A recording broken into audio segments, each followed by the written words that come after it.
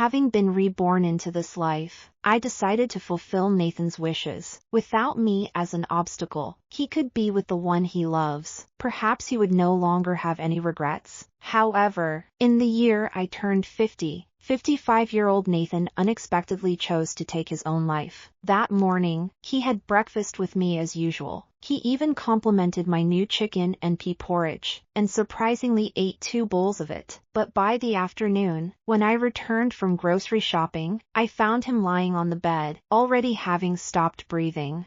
On the table by the bed, there was an empty bottle of sleeping pills. As a doctor, Nathan had accumulated countless honors over the decades. There is an empty sleeping pill box lying around. Nathan, as a doctor, has accumulated countless honors over the decades, especially renowned in the field of surgery. It is likely that obtaining some sleeping pills is not difficult for him. The dosage was very large. There was completely no chance of rescue. In sorrow and confusion, I took care of his affairs. When I entered his study, a place I had never been allowed, to sort through his belongings, I discovered the secrets he had hidden throughout his life. It turned out that Nathan had once deeply loved someone. She was his crush from university, named Rachel. That morning, he received the news of Rachel's passing and chose to end his life to commemorate their love. In the drawer lay a photo of Rachel. Quietly, she wore a long red dress, standing under the trees on campus, with a radiant smile, as beautiful as a flower. Her temperament was quite similar to Nathan's, radiating a strong scholarly aura. This was exactly what I lacked, and the root of my inferiority for decades. Although the photo was old, yet it has been preserved remarkably well, which shows how much the owner cherished it. Besides the photos, I also found a large box of unsent letters. Over the past few decades, Nathan often wrote letters to Rachel to alleviate his longing for her. However, he worried that this would affect Rachel's life, so these letters were never sent. At that moment, I found it hard to express the complex emotions within me, as I trembled while opening those letters, reading them as if I were punishing myself. From dusk until dawn, staying up all night.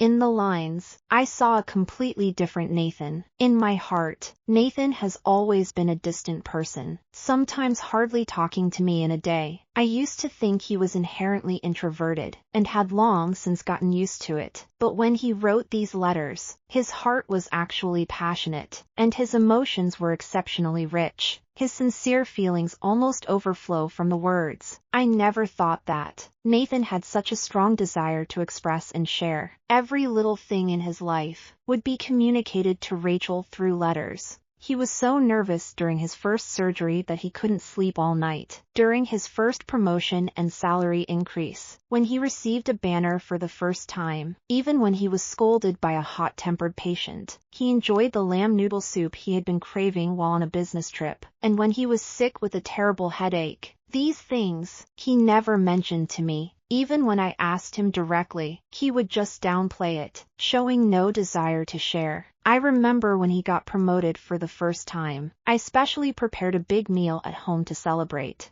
But he didn't come home until after 10 that night, and facing a table full of delicious dishes, he told me he celebrated with his colleagues, and then went to wash up. Moreover, he felt down after being scolded by a patient, and locked himself in his study when he got home. I didn't understand why he was upset, and only learned the truth after asking his colleagues. I asked him why he didn't tell me, and he coldly replied, "Would it be useful to tell you? What could you do to help? Do you understand how a hospital works?" I'm already sensitive and insecure, and I was left speechless. In those letters, I found several carefully tied letters with ribbons. When I opened one, it turned out to be several precious letters Rachel had written to him. It turns out, they had been in contact for over 10 years. That year, he went on a business trip to the South, and attended an alumni gathering, where the two reunited. Nathan then learned that Rachel's life was not going well. She married a big businessman, and had enjoyed a few years of prosperous living. But later, her husband became addicted to gambling, and ultimately lost everything.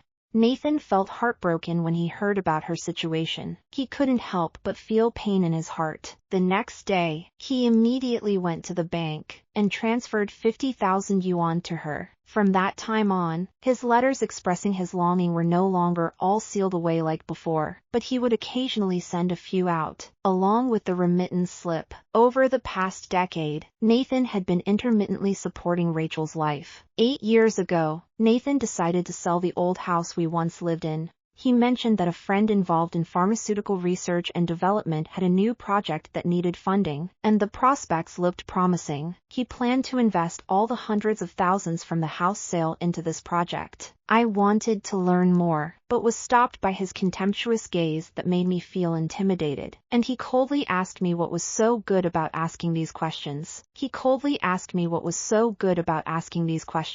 Anyway, you wouldn't understand. That being said, I could only remain silent. Over a year has passed, and I happened to remember this matter, so I asked him how the project was going. He answered impatiently, "Medical projects usually take years. How could there be results so quickly?" So I never brought it up again. It wasn't until I read Rachel's reply that I learned the true destination of that money. It turns out, 8 years ago, Rachel's son was going abroad for studies, and she called Nathan, confiding her difficulties. Nathan then decided to sell the old house, and sent all the money to Rachel to support her son's study abroad. Rachel personally wrote a long letter to express her gratitude, and the letter revealed her regrets about the past. In an era where mobile phones are ubiquitous, they still chose to write letters by hand, to reminisce about old emotions in this unique way. How romantic! If it were only these letters, it made me realize Nathan had someone he truly loved. For me, it's just heartache. After all, his indifference towards me for decades has long since worn away my deep feelings for him. Now, my feelings for him have turned into a bland affection.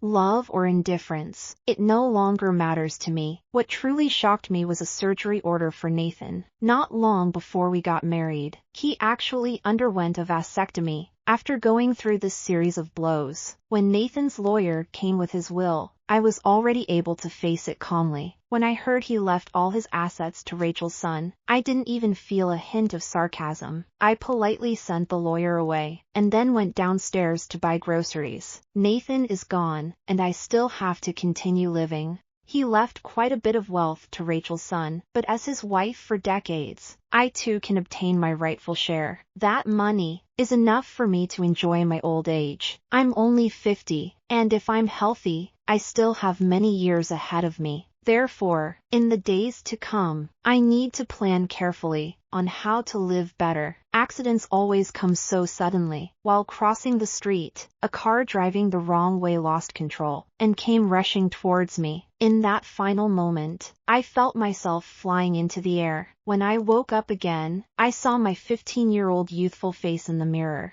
I was surprised to find that I had actually been reborn. As soon as I stepped out the door, I ran into Sarah Young, who is Nathan's mother. "Have you packed everything up? I'll help you carry it over." It was then that I realized when I was. I felt frustrated, wondering why I couldn't return to this moment 2 months earlier. Perhaps that would have prevented my father's tragedy. 2 months ago, my father was working at the mine when he saw a huge rock rolling down, and he pushed the person next to him away in time.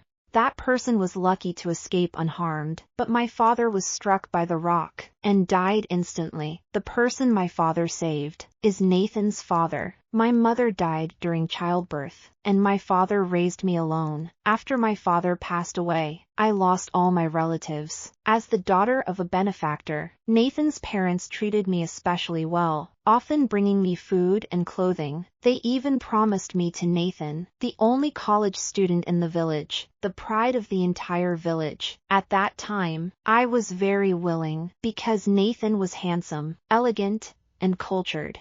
All the girls in the village have a crush on him. Whenever there's a holiday, when he returns from school, you can always see the girls secretly watching him at his doorstep. After I agreed to the marriage with the Young family, the enthusiastic Sarah Young suggested I move in with her. She told me that, once Nathan comes back for summer vacation, the wedding can be held. In my past life, I moved into the Young family as they arranged, and smoothly married Nathan. Although during the wedding, Nathan remained expressionless. I thought he was just cold-natured at the time. Now, as I relive this, I don't want to experience such a life again. I thought it over, and decided not to move in. Huh? Didn't we agree on this before? Sarah Young asked in surprise. They just held a funeral in this house. Aren't you afraid living here as a young girl? I smiled gently, responding, the person who passed away was my father, the one who loved me the most. How could I be afraid? Moreover, Sarah Young, let's forget about the engagement with Nathan. I'm still young, and I'm not in a hurry to get married. I've thought it through. Nathan is so outstanding. He might already have a girlfriend at school. No way, Sarah Young said firmly. I wrote him a letter last month, mentioning our marriage, and he didn't refuse in his reply, nor did he say he had a girlfriend. Did Sarah Young already tell him? So soon? I actually never understood. Since he likes Rachel, why not simply refuse our engagement? There are many ways to repay kindness, and I believe he's smart. He will surely find a win-win solution. Isn't this sense of responsibility for repaying kindness? Is it more important than his obsession with love? Why would he rather give up the person he loves than marry me? No matter how he thinks, I will no longer consider marrying him. I blinked my innocent eyes, and said to Sarah Young, I don't want to get married yet. I'm 5 years younger than Nathan, and I've always seen him as an older brother. Sarah Young gently patted my head, and said, That's right, Emily is still a child. It's indeed too early to talk about marriage now. In my past life, Sarah Young was always very good to me. Both she and Mr. Young are honest people, who feel indebted to my dad, and want to repay him in the best way possible. Their son is their greatest pride. If I marry Nathan, I would have a lifelong support. Their intentions were actually good, but they don't know. Feelings cannot be forced. Nathan values filial piety. Due to the family's debt to my dad, he silently took on this responsibility. For me, he gave up the girl he liked, and he must feel a bit wronged inside. I don't want to be a hindrance to his feelings anymore, so perhaps he won't have regrets for life. As for me, I just want to live my life well. Child, if you can't become my daughter-in-law, then consider me your mother. You're only 15, and there are no adults at home, so from now on, treat me and Mr. Young as your parents. Sarah Young said gently. Thank you, Sarah Young, I replied. So what are your plans for the future? I want to study. I looked at her with determination. In this era, shortly after the college entrance examination was reinstated, almost no one in the countryside studies. In the surrounding villages, in recent years, only Nathan has been accepted into college. In my past life, I was initially influenced by my surroundings and family conditions. Like most girls in the village, I thought that finishing middle school and being able to read was enough. When I reached marriageable age, I would marry a suitable person, and then be busy with family and children, and life would just go on quietly like that. Although this kind of life is simple, most people around me live this way. However, after living with Nathan for decades, I have witnessed the development of society, and have come to deeply realize the importance of knowledge and education. I can sense that Nathan is somewhat dissatisfied with my lack of education. He has never taken me to meet his colleagues and friends, nor does he like to have outsiders come to our home. Whenever I see those educated girls with decent jobs, I am always filled with envy. I also long to be like them, living a glamorous life, able to support myself independently. Although I was happy to marry Nathan at that time, because he was the person I liked, and he was also the best person I knew, I was full of expectations. Even though later in the marriage, my love for him gradually faded, but I didn't harbor much resentment in my heart. Living a simple life is a blessing. Who can have everything go their way? Until I understood his dissatisfaction, my perspective began to change.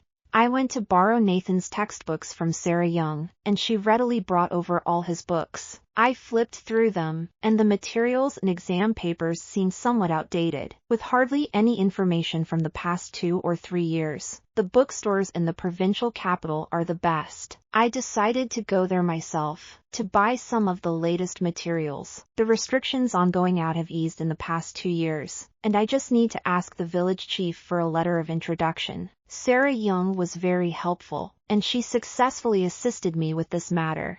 She even prepared a big bag of things for me to take to Nathan. His university is in the provincial capital. When I arrived at the university, I asked around and eventually came to the base of Nathan's dormitory. From a distance, I saw quite a crowd gathered there. As I got closer, I realized there were 2 people in the center of the crowd. It was Nathan and Rachel Davis. She was wearing a red dress, radiantly beautiful, holding a bouquet of flowers, bravely confessing her feelings to the handsome, refined boy in front of her. It turns out, girls can also express their love to the boys they like so generously. Seeing Rachel, I was filled with envy. I really admired her generosity, confidence, and courage. Nathan, I like you. Would you be my boyfriend? The classmates around whispered among themselves. Wow. The beauty of the Chinese department confessed to the talented student of the medical department. Truly a match made in heaven, perfectly destined for each other. It turns out, they were recognized as a couple by everyone during college.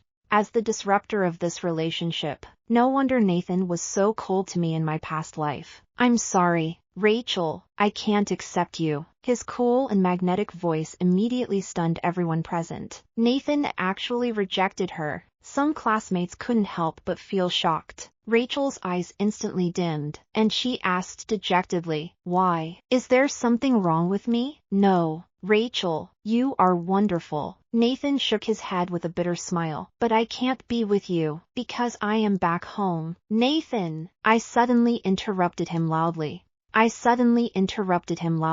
I understand now. In my past life, Nathan rejected Rachel like this, claiming he has a fiancée back home. Rachel left in sadness, while he returned home to marry me, yet he could never forget her. In this lifetime, I never want to be the one who destroys others' love again. The 2 at the center of the conversation turned to look at me simultaneously. Nathan looked surprised and nervous, frowning as he asked, "Emily, what are you doing here? Who is she?" Rachel looked at me in confusion.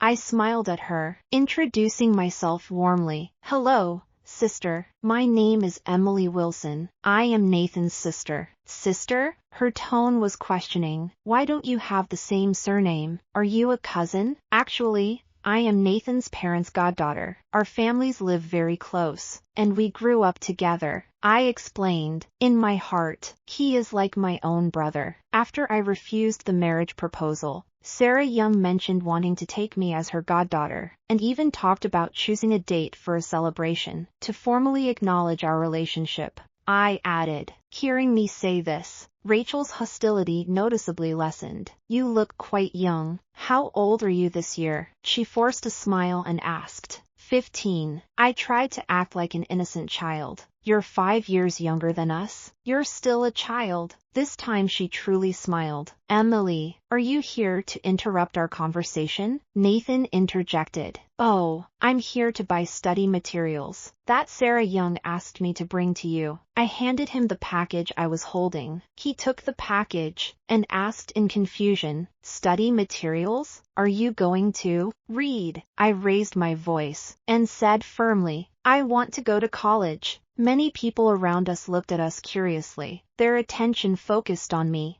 Not wanting to be discussed further, Nathan put the package in the dorm and quickly led Rachel and me away from the crowd. As we walked, my mouth didn't stop, chattering non-stop. "Rachel, were you confessing to Nathan just now? With a beauty like you confessing, my brother is really lucky, right?" "No way." "Nathan, why did you reject Rachel? How could you bear to? How could you have the heart?" Nathan glanced at me, momentarily at a loss for words. Realizing she had been rejected, Rachel immediately became persistent. She tugged at Nathan's sleeve, pouting as she said, "Exactly. Why did you reject me? If we don't clarify this today, I won't let it go." Humph. Suddenly, she seemed to realize something, and asked, "Is it like those situations in novels? You have a child bride in the countryside?" Nathan Young hesitated, glancing at me, as if he wanted to say something but stopped. "How could that be possible?" I answered her.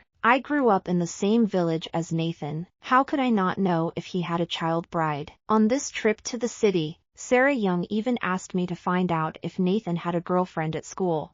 She said Nathan is introverted, and he doesn't tell his family about anything, so she was particularly curious. "Really?" Rachel seemed very happy, and asked him again, "Then why did you reject me? Am I not worthy of you?" Nathan sighed, and said softly, "It's my inadequacy that makes me unworthy of you." "Rachel, you grew up in the city since you were little. Both your parents are workers, and your family conditions are good, whereas I was born in the countryside. My family conditions are poor. Your parents must look down on me. As long as I see you, that's enough. Why care about them?" Rachel felt very happy. "So you rejected me because of this? What do you have to feel inferior about? You excel academically, you're handsome, and you're the pride of your teachers. Once you graduate from college, you can stay in the city and be a doctor. Your future is bright. That's a matter for the future. But right now," Nathan's tone revealed a hint of disappointment, "I won't accept such excuses." Rachel looked him in the eye, and asked again, "I like you, Nathan. Would you be my boyfriend? If you reject me again, I'm going to find a new boyfriend tomorrow. You know, there are quite a few guys who like me." She raised her eyebrows. "I'll choose the best one, and start dating him right away." Faced with Rachel's assertiveness, Nathan finally gave in. "All right, let's be together." Rachel raised her eyebrows. "Is it that forced? Do you really like me or not?" Nathan quickly nodded. "I do. Of course I do.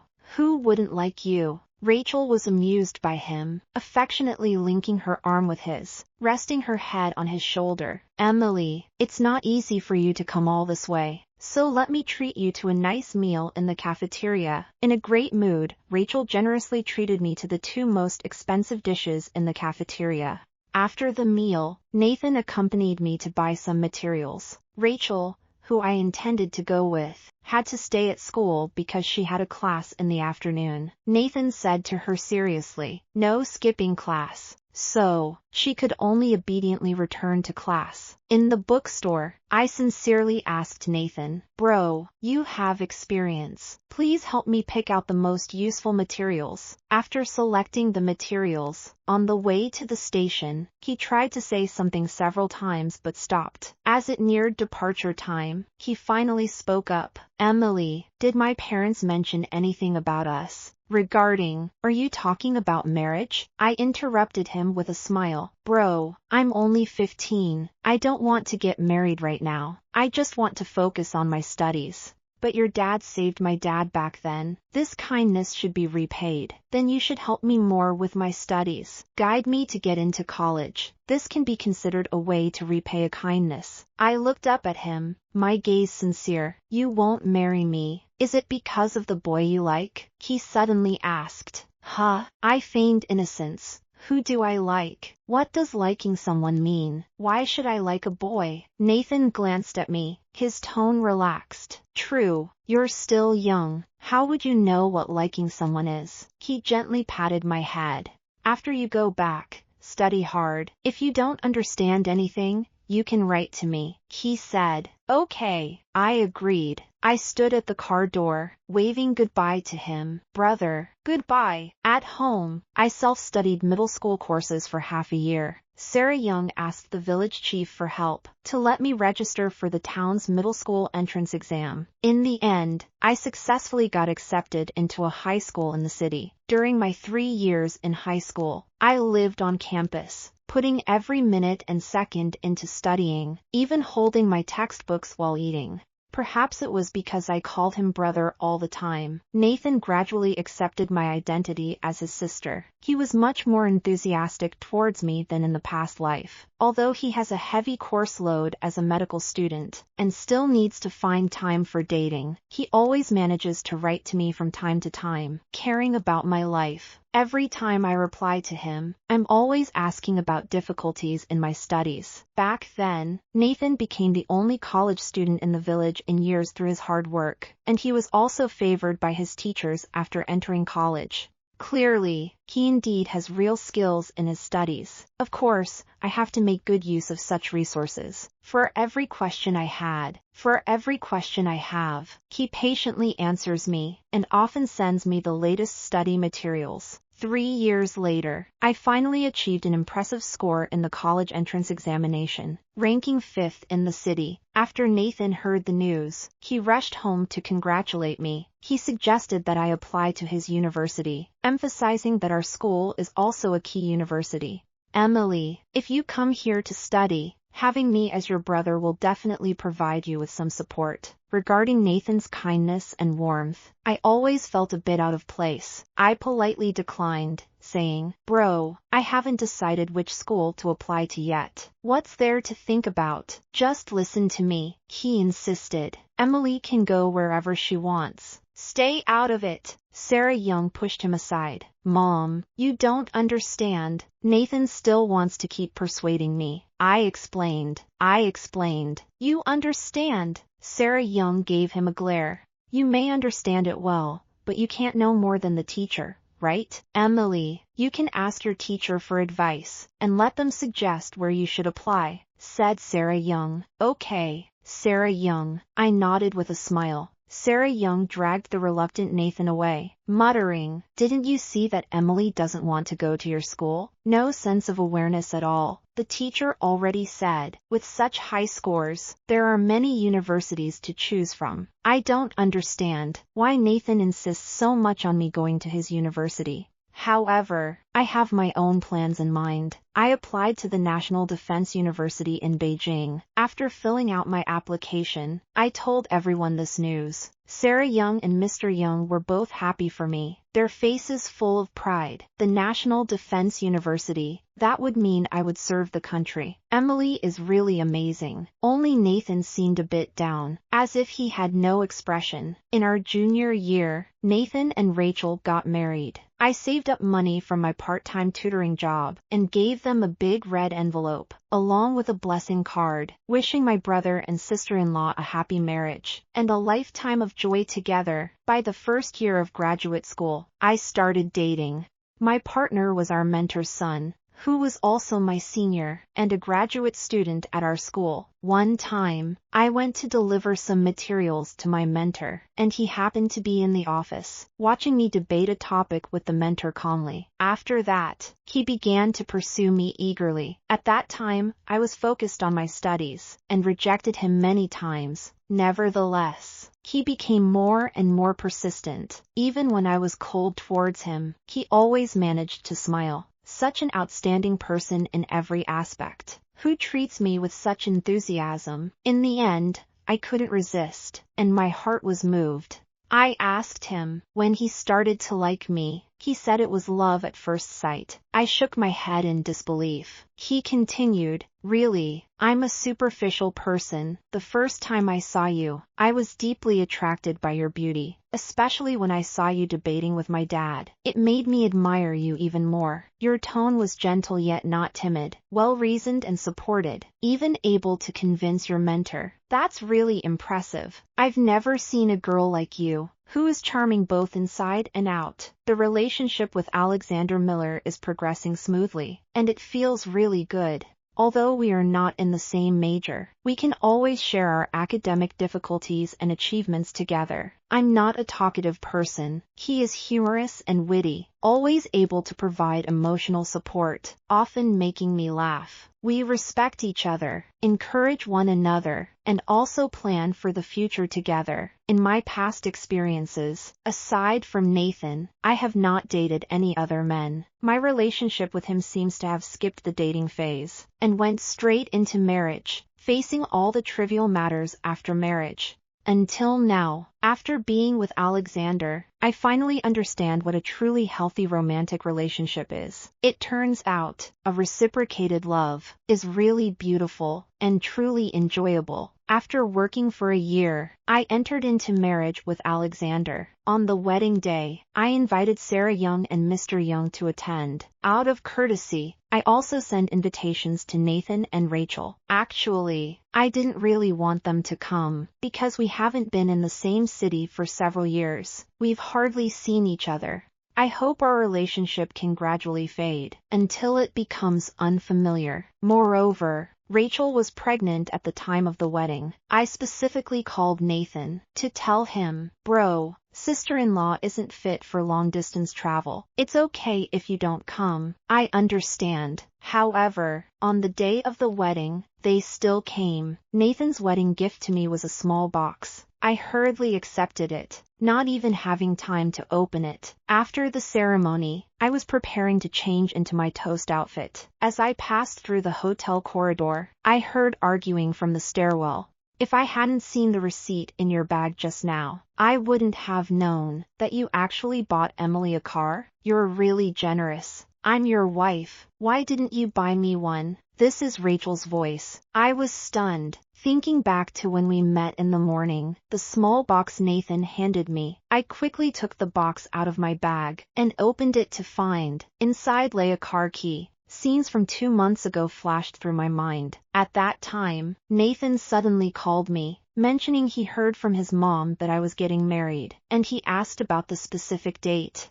I chatted with him politely. He asked what I was up to. I told him I was practicing driving, planning to get my license before the wedding, because I would be busy afterwards, and wouldn't have time. But what is going on with him, and why did he give me a car? In this day and age, even in the future, hardly anyone would consider giving something as big as a car as a gift. Nathan's voice came from the stairwell. He said, "Emily is my sister. Over the years, she has spent quite a bit of money on my parents. As her brother, what's wrong with giving her a car?" I couldn't help but feel angry. "I don't even have a car. Why should you be able to give her one?" He continued, "You can't even pass the driving test. What use is a car to you?" I felt a rush of anxiety, and retorted, "I don't care. If you don't take the car back, we're not done here." I slowed my pace, and quietly walked past. At that moment, I remembered my past life. When Nathan had just bought a car, I had also thought about getting my driver's license. "You might as well not go. With your junior high education level, you definitely won't pass. Don't waste your time." His few simple words completely extinguished the courage I had struggled to ignite. I'm confused about Nathan. He is always particularly harsh on the people closest to him, especially his wife. In the last life, he was indifferent to me for a lifetime, yet he was very caring towards Rachel, who was miles away.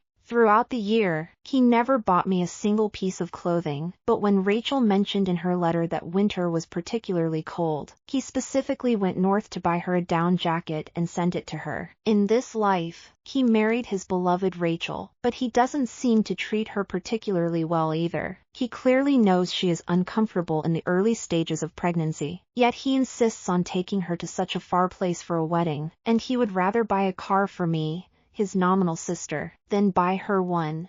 I really don't understand his way of thinking. At the end of the wedding, I took the opportunity to pull out that small box and handed it to Rachel. "Hand it to Rachel, sister-in-law. I just found out Nathan gave me such an expensive gift. I appreciate the sentiment, but I really can't accept this." After saying that, I didn't give them a chance to respond, and immediately turned and ran away. After the wedding, my life with Alexander was warm and simple. Despite our busy work schedules, we always managed to find time to have meals and go on dates together, and even travel.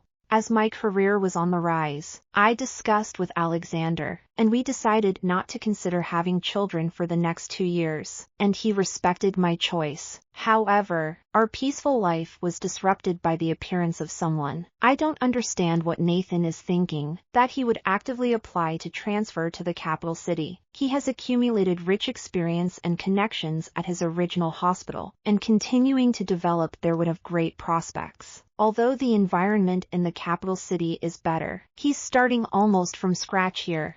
There may be many opportunities here, but there are also many talented people. The opportunity to stand out is even more difficult. Despite my parents' scolding and my wife's objections, and with a newborn at home, nothing shook his decision. When I saw Nathan appear at the door, I felt completely bewildered. Not only did he transfer to the capital, starting over, but he also quietly rented a place across from my house. From then on, he frequently appeared in my life. On the weekend, Alexander and I planned to enjoy some time alone together. Just then, Alexander knocked on the door with some marinated dishes and beer, wanting to join us for dinner. His friend had just arrived in the capital, and he was treating us. So naturally, he wanted us to join. He even insisted on giving us the holiday fruits and milk from the hospital. Out of courtesy, I could only go along with it, though I couldn't help feeling a bit annoyed. It's hard not to feel a bit restless inside. One day, Alexander suddenly said to me, "We sold the house. Let's move." I felt a surge of joy. Truly, great minds think alike.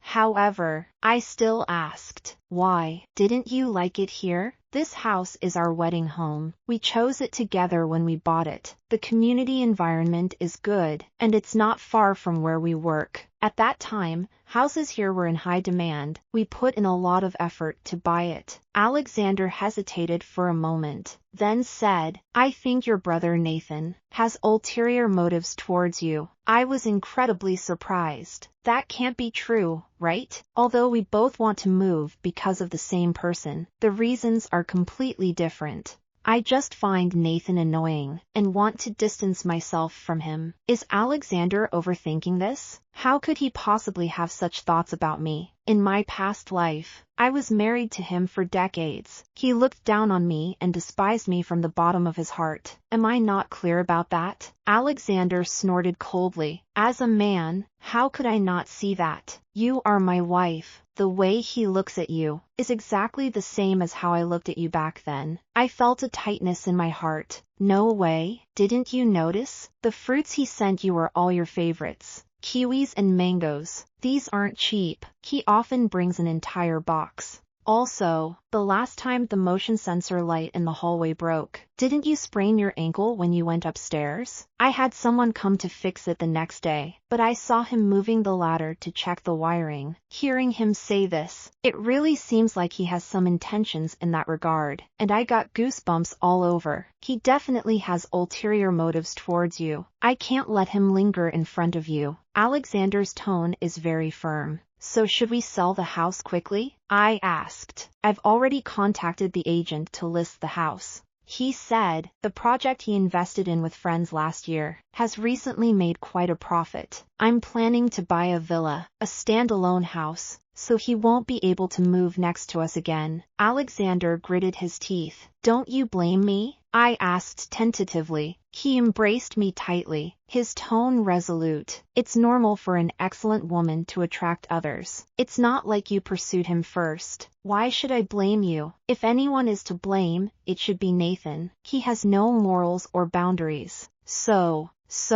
we quickly packed up and moved away. Since then, I always find various excuses to avoid meeting Nathan. Months later, one day Alexander and I were having dinner at home, when the doorbell suddenly rang. Alexander was pouring me a drink, and I got up to answer the door. As soon as I opened the door, Rachel was standing outside. Sister-in-law. As soon as she spoke, I was greeted with a slap. Fortunately, I reacted quickly and dodged it just in time. Hearing the commotion, Alexander immediately rushed over, protecting me behind him, and coldly stared at Rachel. You better watch your words. Emily, you little slut. How dare you seduce your own brother? It's truly shameless. Rachel angrily grabbed a cardboard box from the floor and threw it at me. Alexander stood in front of me, his tone stern. Sister-in-law, I have never crossed any boundaries with Nathan, I responded calmly. Rachel was kneeling on the ground, crying, looking very disheveled, and said in a hoarse voice, "That's right, you know nothing, you are innocent, but your brother wants to divorce me. I want to win him back, but then I discovered those letters. He has a crush on you. All these years, the person he liked was you.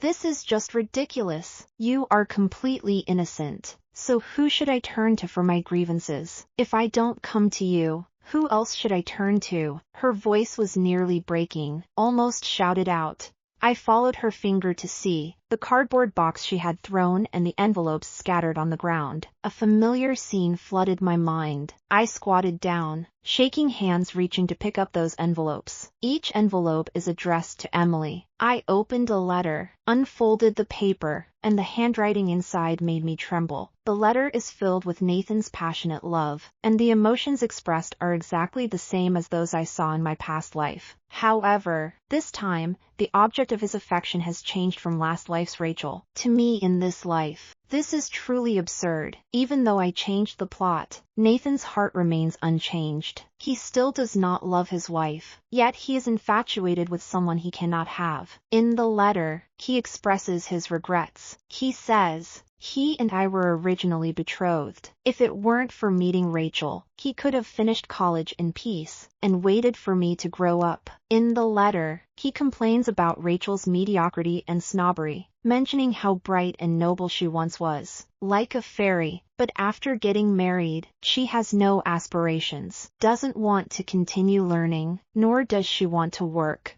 In his eyes, Rachel is obsessed with shopping, beautifying herself, buying clothes and cosmetics, dressing flamboyantly. He laments that she wasted her college education, yet has no ambition. There are no common topics between them. What he talks about, she simply cannot understand. He also says that he is different, smart and hardworking, admitted to a top university through his own efforts, and is constantly striving in his career. In the letter, he expresses his regrets time and again, repeatedly mentioning how great it would be if he had married me. We grew up in the same place. We were born and grew up in the same place, and we both got into college, so we must resonate on an ideological level. There are many common topics. He lamented regretfully, "We were originally the most suitable partners, but missed the opportunity." I quickly skimmed through a few letters, and couldn't help but laugh in anger. In my past life, I also saw the same words in his letter to Rachel. At that time, he mentioned that he and Rachel were the most suitable partners, but regrettably missed the opportunity. "Rachel, what are you doing?" Nathan rushed over in a hurry, and suddenly pulled her up from the ground where she was crying sadly. "To satisfy your shameful desires, you even abandoned your wife and children, isolating yourself far from home, staying by her side." Rachel sneered twice, "But the sister you speak of is already married." "Nathan, wake up! Shut up!" As soon as Rachel spoke, Nathan hurriedly tried to cover her mouth, but it was of no use. She still struggled to finish her words. "Emily, Nathan, looked at you in panic, wanting to explain, but not knowing where to start." He was so ashamed that his face turned red. To dare to love but not to admit it? Rachel's gaze was fierce. "Do you understand how filthy your thoughts are? It's too late. The disgusting letters you wrote, she has already seen them. Ha ha. Will you still dare to face her in the future?" Nathan then noticed the envelopes scattered on the ground. His face instantly turned pale. He hurriedly knelt down, frantically trying to put the letters into a box. His hands trembled violently, and finally, after gathering all the letters, he picked up the box and stumbled away. During that time, he didn't even dare to look up at me. Afterward, I never saw Nathan again. I heard he left the capital, but didn't return to his hometown. His whereabouts remain a mystery. A year later, Sarah Young called me. She first called my name, then fell silent for a while, as if hesitating on how to start. Sarah Young, please feel free to say what's on your mind. I maintained a gentle demeanor. Although I didn't care much about Nathan, Sarah Young had never harmed me. I was well aware of that. Emily, can you go see Nathan? He can hardly hold on. He keeps muttering your name. Sarah Young's voice was filled with urgency. Nathan had a car accident, and his condition is critical. Faced with Sarah Young's plea, I couldn't refuse. I had no choice but to fly over overnight. In the hospital room, Nathan was covered in tubes. When he saw me, he struggled to smile. Emily, I'm sorry. I delayed you for decades. I was stunned.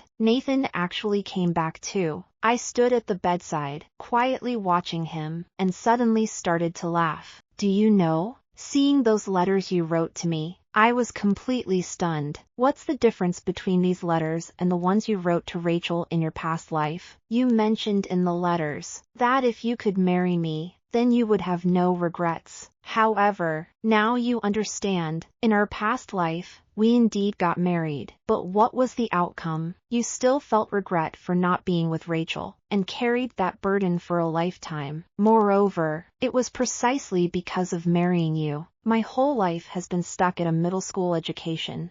After leaving you, I got into university, and both my career and love life are going well. Nathan, you held me back in my past life. At that time, I planned to self-study after getting married, and attend night school to improve myself. But something happened in Nathan's family. His father faced misfortune again, and drowned while helping someone fish. His mother was devastated, and became paralyzed after falling ill. I brought my mother-in-law to my home, and took care of her diligently for 6 whole years, until she passed away. At that time, Nathan was fully devoted to his career, and I never let him worry about household matters. Due to my intervention, Mr. Young didn't go fishing, successfully avoiding a disaster. He and Sarah Young have been living healthily ever since. It can be said that Nathan's marriage in this life is smoother than in the last. Rachel's family background is far superior to mine, and she brought quite a bit of dowry when they got married. The elders at home are also in good health, and they haven't caused them any trouble. However, his married life is still a mess. Once, I couldn't understand why you were always filled with regrets. Regrets from the last life still exist in this life. Rachel is your first love, the woman you have loved your whole life. In the last life, you even chose to die for her. But in this life, you have her. So why are you still not satisfied? Now, I finally understand. Because you are greedy and never content, always wanting more, never satisfied with the present, and failing to cherish the person in front of you. In your heart, what you cannot have is the best. Nathan smiled bitterly, and said with difficulty, "You are right. I deserve it. Someone like me does not deserve happiness. This is all my retribution." The book mentions that, "Thankfully, you didn't choose me this time." Seeing his face grow increasingly pale, his words became labored. I hurriedly called for a doctor. Nathan ultimately survived, but could no longer stand, and could only sit in a wheelchair for the rest of his life. Rachel chose to leave, abandoning the child. Afterward, his parents took him back to their hometown. The elderly couple not only had to care for their son, but also support their grandson, making life quite difficult. Not long after, Nathan chose to commit suicide one night. He left a suicide note and a bank card. In the letter he left behind, he expressed his unwillingness to burden his parents, feeling he had no face to continue living. The day I learned this news, I remained silent for a long time, and finally let out a heavy sigh. With your personality, you probably won't feel sad for him, right? Alexander asked curiously. I feel heartbroken for his parents. As for Nathan, he will always choose to escape. Though he feels relieved, he has pushed all the responsibilities onto his parents. I replied, "It's okay. I'll accompany you to visit the 2 elderly ones in the future." He pulled me into his arms. "Are you really this kind?" I asked. "Of course. You are my wife. If I don't treat you well, who else should I treat well?" He said proudly. "Haven't you heard a saying?" "What saying?" "Those who treat their wives well, lucky for a lifetime." Extra, Nathan. When Rachel confessed to me, I was momentarily stunned, then a sense of pride surged in my heart. People at school often paired us up, praising the beauty of the Chinese department and the talent of the medical department as a match made in heaven. Unexpectedly, she was so bold, confessing to me in front of everyone. As for myself, did I like her? I think so. She is recognized as the beauty of the school. Many say she is a proud swan, and many boys secretly admire her, but they don't dare confess due to feeling unworthy. Therefore, when she expressed her feelings to me, my vanity was greatly satisfied. However, what followed was a deep sense of cowardice. Like those boys who liked her, I clearly knew I was not worthy of her. Her family background is privileged, and her dress and little shoes always make the girls from the countryside extremely jealous. I heard that the snowflake cream she uses costs several dollars a bottle, while I can only rely on the meager allowance from the school to get by each month. The most presentable clothes I have are the white shirt I had made when I started college. With someone like me, how could I possibly be worthy of her? The feeling of inferiority has seeped into my bones. Faced with the hopeful Rachel, my first reaction was to want to escape. I told myself, I can't be with her. I can't let her see me in such a sorry state. So, I rejected her without hesitation. I could find many excuses, because not long ago, my mom wrote to me, asking me to marry Emily. Her father once saved my father, and I need to repay that kindness. When I received the letter, Emily's image flashed in my mind. In my memories, she was still a tender little girl, with a round face, shiny black eyes, very cute.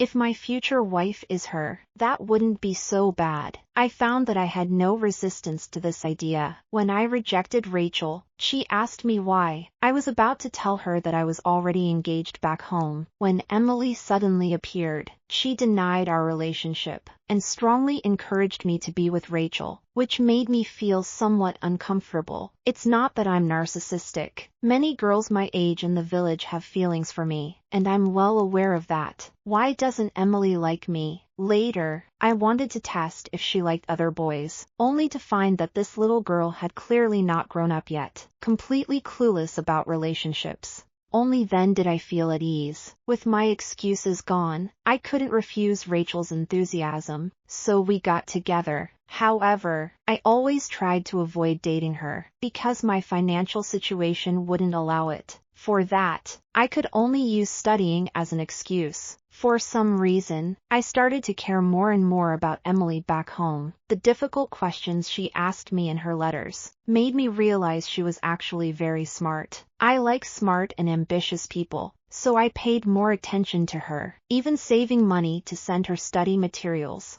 Her performance exceeded my expectations. Her college entrance exam scores were much better than mine back then. Even though I knew she could get into a better university, I still suggested she apply to my school. That's because I wanted her to stay close to me, to see her often, and that thought grew stronger. However, she has her own thoughts, and ultimately chose the National Defense University, which is clearly better than my school. She was like a grown-up bird, flying into the vast sky. I understood that I could no longer stop her. After graduation, I entered a hospital, and Rachel's parents were very pleased with this. I got married, to the ideal partner in many boys' hearts, but I didn't feel much happiness. Rachel's parents spoiled her greatly, providing her with a generous dowry. Plus, my income was pretty good, so after marriage, she chose not to work. She often said, with both parents working and a husband as capable as me, she should enjoy life. She was unwilling to work hard for money, but was keen on spending it. Rachel spent almost all her time shopping and dressing up. Sometimes she tries on clothes in the morning, and can spend over an hour doing so. She can't cook, and I have all my meals at the hospital cafeteria. Gradually, I realized Rachel is just a superficial vase. Even when discussing her literature major in college, she always seems disinterested, and we can't talk about much. My interest in conversing with her gradually faded. She is neither an independent woman, nor a virtuous wife and mother, almost completely useless. I began to feel a sense of weariness towards her in my heart. In fact, I secretly went to Beijing to see Emily a few times. I only dared to glance at her from a distance, not wanting her to notice. I understood that my actions were strange and somewhat unbearable. After learning the news that Emily is getting married, I struggled to sleep for several nights. This outstanding girl, she was supposed to be my wife. If she really were my wife, we would definitely have a lot in common, and life would be very happy. I started to regret not rejecting Rachel back then. If I had held on and waited for Emily to grow up, perhaps we would have had a chance to be together. So, I vented my anger on Rachel, feeling that she had ruined my original happiness. I had less and less patience for her. After learning that Emily was taking her driving test, I suddenly decided to buy her a car. With such an expensive gift, she would surely remember me in her heart, right? Rachel had a baby, but she wouldn't take care of it. So her parents moved in with us. Their family was very lively, and they blamed me for being busy with work, not caring about the child. My home became their home. I didn't want to go back to that home anymore. I just wanted to escape. The longing for Emily became unbearable, so I made a crazy decision to head to the capital. I set off alone, taking only the letters I wrote to Emily during lonely times. Everything was about to start anew. Being able to see Emily every day, I felt it was all worth it.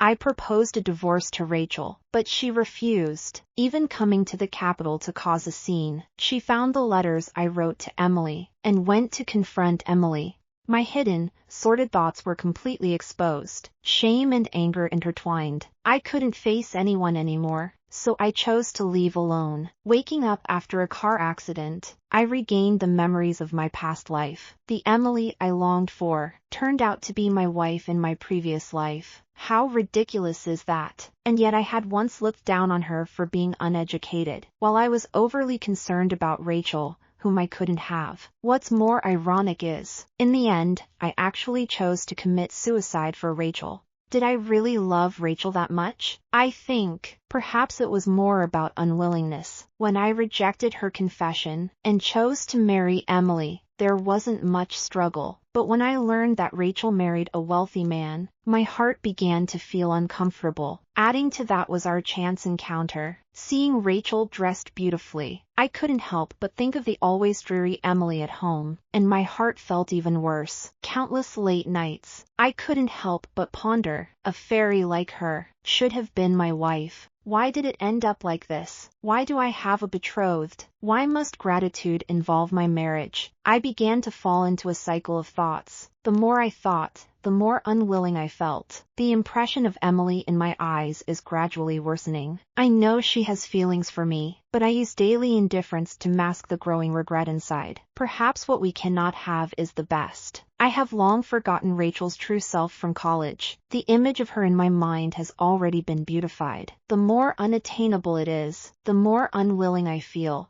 As time goes by, that unwillingness and regret only amplify, eventually turning into an obsession, tearing at me deep down every day. Actually, when I got married, I was only somewhat reluctant inside. Getting a vasectomy was just a momentary impulse. I once thought Emily was too ordinary, not worth me having a child with. Later on, my marriage, though plain, could be considered smooth. My thoughts had changed at some point. I am a doctor. I understand that this surgery can be reversed. So, I decided to go to the hospital again, hoping to have a child for Emily. But what I didn't expect was, for some reason, despite undergoing the surgery again, I was still unable to regain my fertility. As a result, Emily and I never had children in our lifetime. Therefore, I poured all my fatherly love into Rachel's son, even funding his studies abroad. When I learned of Rachel's passing, my heart felt like it had been struck hard, and I felt an overwhelming despair. In this life, I could never make up for my regrets, and could only let everything drift away. I clearly remember, at the moment I closed my eyes, a sense of regret surged in my heart. I thought of my wife, Emily, realizing my attachment to her. Memories before my death. It's all about her little moments. She smiled sweetly at me. She gently cooked porridge for me. She patiently cared for my mother. She carefully sewed buttons for me under the lamp. In this life, all the moments I cherish are because of her companionship. However, regret is of no use now. When I opened my eyes again, I found myself lying in a hospital bed, having experienced a coma after the car accident. Memories from 2 lifetimes surged in my mind, and I finally understood my true feelings. I begged my mother to let me see Emily. At the moment I saw her, my heart seemed to calm down, and I could safely close my eyes. Emily was right. I was greedy and never satisfied, wanting too much. Both lifetimes were a mess, and it was all my fault. Everything today is my retribution. Although I am alive, I am paralyzed. Rachel abandoned me and the child. Seeing my parents growing old, still having to care for this unfilial son, and also support their young grandson, their hair has turned gray overnight. I choose to escape again, unable to look them in the eye. If it weren't for me, would their lives be easier? So, I once again decide to end my life. Someone like me shouldn't be living in this world.